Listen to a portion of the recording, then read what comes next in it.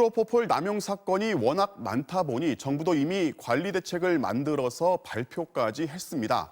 그런데 한 사람이 병원을 10군데 돌아도 접종에 전혀 문제가 없을 정도로 관리 대책에 커다란 구멍이 있었습니다. 이어서 이재민 기자입니다. 서울 송파구 길거리에 나타난 가수 휘성. 주차장에서 한 남성과 만나 검은 봉투를 받더니 잠시 뒤 공중 화장실에서 쓰러진 채 발견됐습니다. 봉투 안에 있던 물건은 에토미데이트, 프로포폴을 대신해 많이 쓰이는 수면 마취제입니다. 휘성은 지난 2011년에도 피부과에서 프로포폴을 상습 투약했다는 의혹을 받았는데 당시엔 무혐의로 풀려났습니다. 그러나 최근 재판에선 상습 투약 혐의를 인정했습니다. 프로포폴은 지난 2011년부터 마약으로 지정됐지만 여전히 성형이나 피부과 시술 과정에 흔히 쓰이다 보니 오남용 문제가 끊이지 않고 있습니다. 지난해 식약처는 프로포폴을 한 달에 한 번만 허용하고 의사가 환자 이력도 볼 수 있도록 하는 대책을 내놨습니다.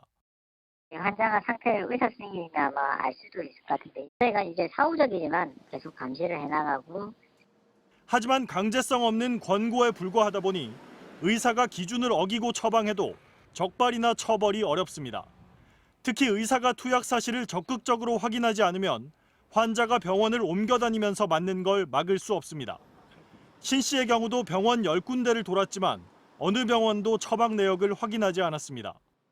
프로포폴인 것도 모르셨던 거잖아요.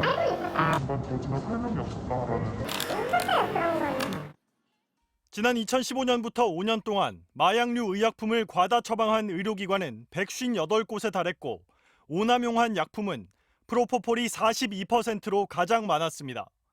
식약처는 조만간 의사가 프로포폴을 부적절하게 처방한 경우 서면으로 통보하는 사전 알림이 제도를 시행하겠다고 밝혔습니다.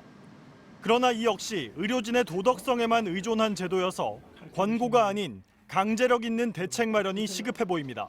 MBC 뉴스 이재민입니다.